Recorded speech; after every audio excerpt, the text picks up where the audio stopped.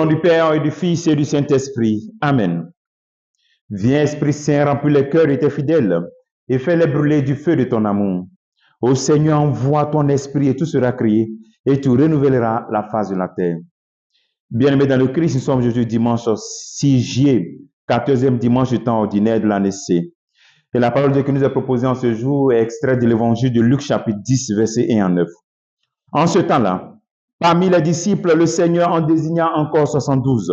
Il les envoya deux par deux en avant de lui, en toute ville et localité où lui-même allait se rendre. Il leur dit, la moisson est abondante, mais les ouvriers sont peu nombreux. Priez donc le maître de la moisson d'envoyer des ouvriers à sa moisson.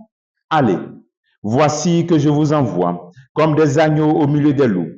Ne portez ni bourse, ni sac, ni sandales, et ne saluez personne en chemin.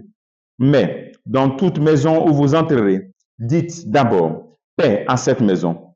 S'il y a là un ami de la paix, votre paix ira reposer sur lui. Sinon, elle reviendra sur vous.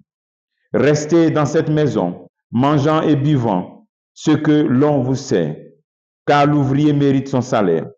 Ne passez pas de maison en maison. Dans toute ville où vous entrerez, où vous serez accueillis, mangez ce qui vous est présenté. Guérissez les malades qui s'y trouvent et dites-leur, le règne de Dieu s'est approché de vous. Acclamons la parole de Dieu. Louange à toi, Seigneur Jésus.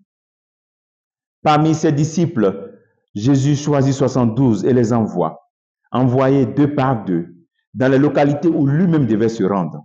Il les envoie, lui-même il va aller là-bas. C'est vraiment une très belle image, une vérité apostolique. Les disciples sont des collaborateurs.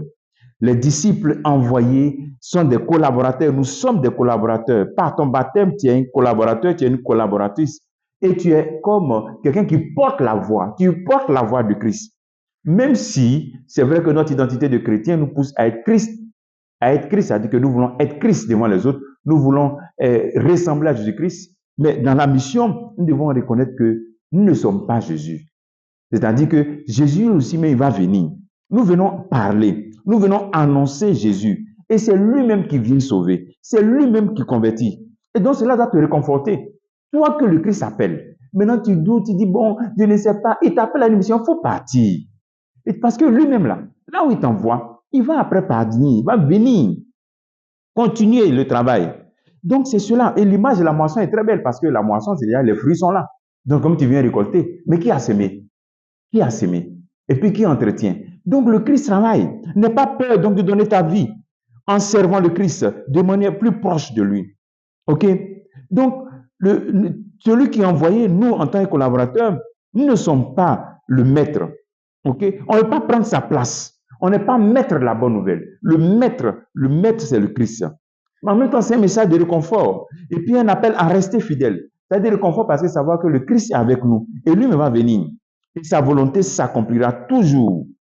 Ok? Le deuxième appel, c'est de prier. Vraiment pour les vocations. Chaque fois que vous priez, priez pour les vocations.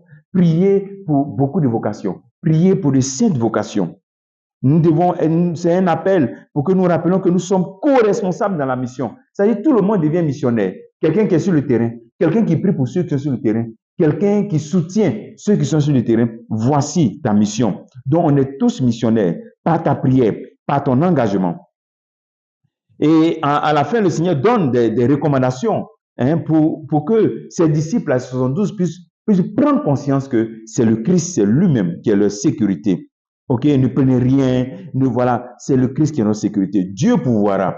Le missionnaire ne se préoccupe pas de ce qu'il va manger, ne se préoccupe pas de s'il va dormir quelque part ou pas, mais il se préoccupe de ce qu'il va annoncer. Et c'est pour cela que le Christ n'est pas salué en chemin, parce que chez les Juifs, les salutations étaient un peu longues, comme les salutations dans certaines cultures, où on dit comment tu vas, comment va le chien, comment va la maison, c'est des longues salutations. Alors donc, il ne faut pas perdre le temps. La priorité de la mission, le Christ d'abord. Le Christ d'abord. Ne pas perdre le temps pour les choses secondaires, les choses qui vont te détourner de la mission. Ne perds pas le temps. Et il demande aussi de ne pas aller de maison en maison. Qu'est-ce qu'il veut dire par là? C'est la confiance et l'hospitalité. Il veut nous dire que, en tant que missionnaire, il faut accueillir ceux qui t'accueillent. Ok, dans le temps du Christ, au temps du Christ, les pharisiens, vous savez qu'ils avaient cette norme de la pureté, ils ne devaient pas manger toutes sortes de nourriture, donc ils allaient en mission avec beaucoup d'argent. Donc le Christ vient changer cela pour nous dire que le missionnaire, il mange ce qu'il reçoit. Ce qu'on lui donne là, et ça il prend. C'est pas quelqu'un qui est toujours en train de se plaindre. Aujourd'hui, nous avons besoin d'aller de maison en maison, de la pastorale de proximité.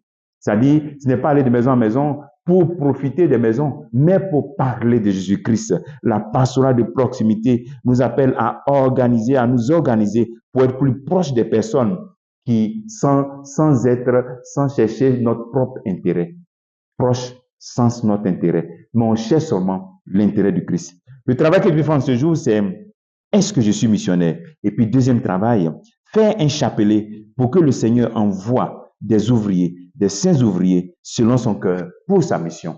Que Dieu te bénisse. Au nom du Père et du Fils et du Saint-Esprit. Amen.